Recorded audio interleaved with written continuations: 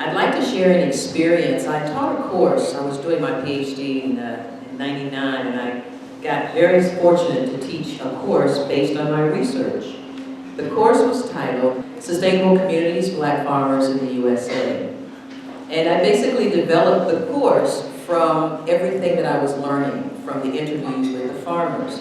So when the opportunity to teach what I had learned came on the table for me, I thought, this is really wonderful. So one of the things I felt inadequate about when I was going to teach that course, although I had done some extensive field work, talked to, about at that point about 70 to 80 African American farmers in the state of Ohio, I felt like it wasn't my work, actually, although I am what some may call a native anthropologist. On the one hand, I actually am studying my community.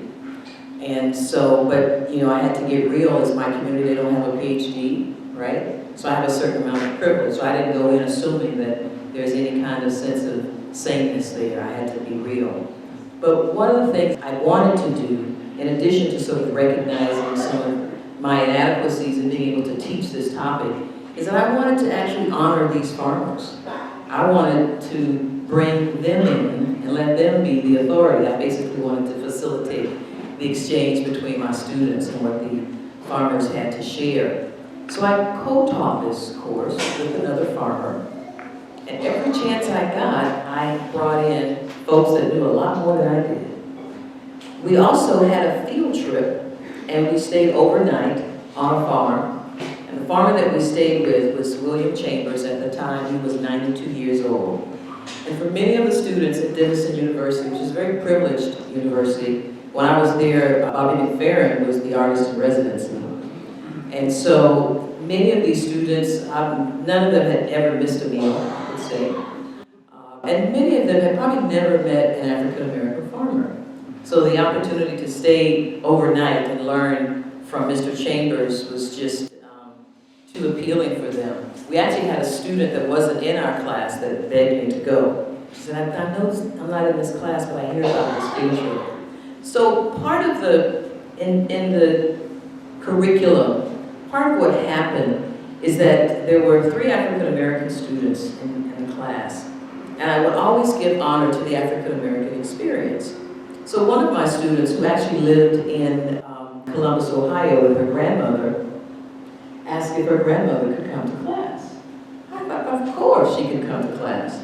So she brought her grandmother to class, and basically that was grandmother's lecture. And one of the things that I wanted to do, in all of my work is really to give back and honor the voices from which I learned. I look at knowledge as, from an academic perspective, we have perhaps some undue power, but it's our duty to share it.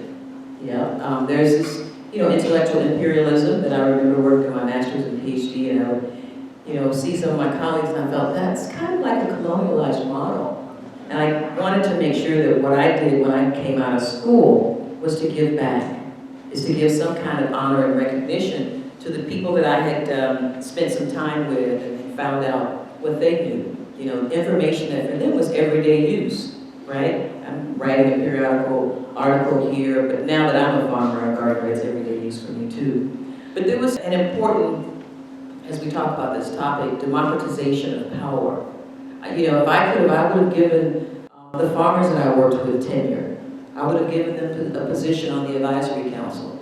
I think what has happened within the academic community is that the credibility and the recognition has been in some ways undeserved.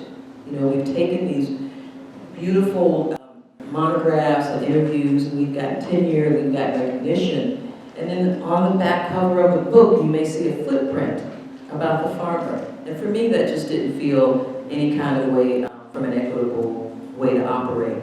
And so I think for the role of the university and how I like to use my understanding and awareness of agroecology and traditional knowledge is that the university is to stand behind the knowledge keepers and the innovators, the traditional agroecologists, the people that have been gifted to get this knowledge from grandpa or grandma, generations of knowledge. We are to defend them, to protect them, to make sure that they can conserve that knowledge and to participate in saving the planet. We know that the conditions of this planet are largely determined by the biosphere, and that's determined by the actions of all of us collectively, everybody on the species. And some of us bear an unfair burden of trying to protect it and conserve and preserve, and others are sort of wasteful. But I think from an academic perspective, there's so much power, and that we can make some kind of redress to make sure that in the rural communities, there are resources. Tuitions are going up. Well, why don't we make knowledge more accessible through either online classes or have a couple of seats where local people can come and sit and learn. They don't have to maybe complete the entire semester. But maybe there's a week of traditional knowledge or a week of something that not only can they come, but they can share. So it's a two-way street. I recognized that very early. I felt like for me as an anthropologist, I was just a conduit. My role was to go out as an instrument of knowledge with my little pad and my pen, sort of document and share it with an academic community, but make sure that there was a continuum of experiences, that the farmer was a part of telling that story. For many people, they don't have a place at the table, they don't have a voice. And so, having been one of those persons in my life who had felt voiceless and not having a place at the table, it really was important that I think the university make a place at the table for all voices. And to make this, I think the academic world has a lot of credibility. Well, let's share that. Let's make that credibility, give that back to the community. And that's really the way to democratize power and address rural inequity. And so that there is a holistic approach to community. It's not an us versus them. As we're all in this together, it's going to take every one of us on the planet to make sure that we shore up the environmental degradation that's happening because of our living as humans on the planet and feeding ourselves as humans on the planet. So, and then we can work together. I mean, most of you all have taken physics, know about synergy, right? I was just mentioning this morning. So you got one horse that can pull 500 pounds. How many can two horses pull? You might know 1,500 pounds. Why is that? There's something that happens when two forces come together. And so I liken that to what can potentially happen when the academic community brings in the traditional people's voices and honor and respects those people and the community of knowledge. Knowledge is a sort of an inner experience. Yeah, we share knowledge, but we also experience knowledge as we experience our world. And to be able to understand the world from which traditional knowledge keepers and bearers come from, I think that's our role. We want to be able to translate those experiences so they have room to flourish. So, what I would just like to say that we do need a shift in power and in values. We need the tradition of knowledge sovereignty so that the community of folks that have had that knowledge for years are the ones that get recognition and credit for it.